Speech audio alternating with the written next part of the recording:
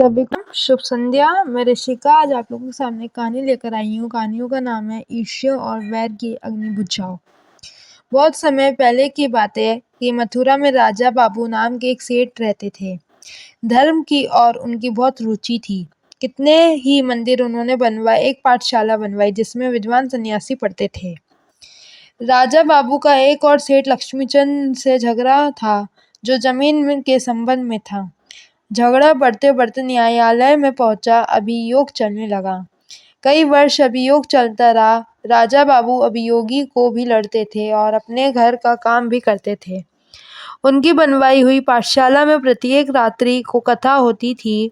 राजा बाबू सर्वदा उससे सुनने जाते। कथा सुनते सुनते उनको संसार से वैराग्य उत्पन्न हो गया। अपने गुरु से पूछकर वे पाठशाला में रहने लगे। एक कमरे पड़े रहते। खाना घर से आ जाता, वो खा लेते और जाप करते रहते।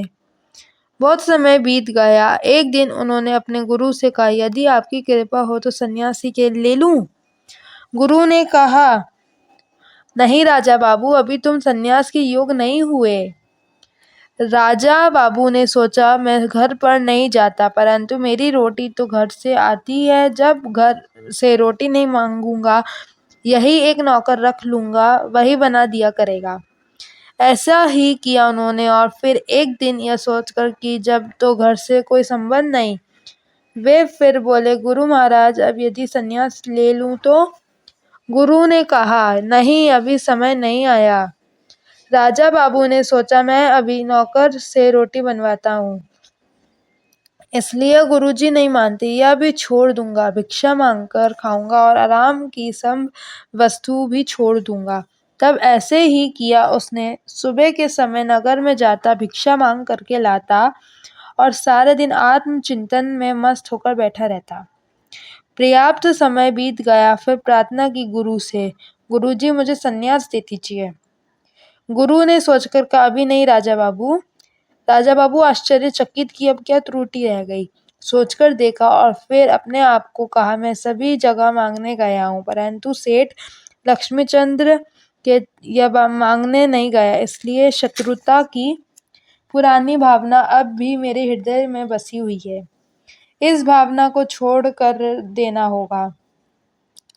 दूसरे दिन प्रातःकाल ही सेठ लक्ष्मीचंद के मकान पर पहुंच गया। जाकर अलख जगाई, भगवान के नाम पर भिक्षा दो।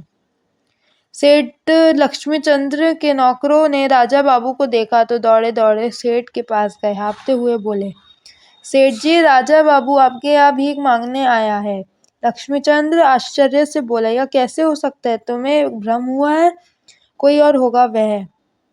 नौकरों ने कहा, नहीं सेठ जी, यह बाबू ही है। यदि आप कहें तो खाना में विष मिलाकर दे दें, सर्वदा के लिए झगड़ा समाप्त हो जाएगा। लक्ष्मीचंद्र उच्च स्वर में बोले, नहीं, मुझे देखने दो। मकान के द्वार पर आकर उन्होंने देखा कि राजा बाबू झोली पसारे खड़े हैं। राजा बाबू ने उन्हें देखा और झोली फैलाकर बोले, सेठ जी, भिक्षा। लक्ष्मीचंद दौड़कर आगे बढ़े, चिल्लाकर बोले, राजा। राजा बाबू को अपनी छाती से लगा लिया उन्होंने। राजा बाबू ने झुककर उनके चरणों को स्पर्श किया। लक्ष्मीचंद भी उनके पैरों में जा गिरे। बोले, राजा बाबू, ऊपर चलो, मेरे साथ बैठकर खाना खाओ। राजा बाबू बोले, नहीं सेठ जी, मैं तो भिखारी बनकर आया हूँ, भीख मांगने आया हूँ, भीख डाल दो मेरी झोली में। उसी समय एक नौकर भागता हुआ आया, बोला, सेठ जी, आपका तार देखिए, इस तार में क्या लिखा है।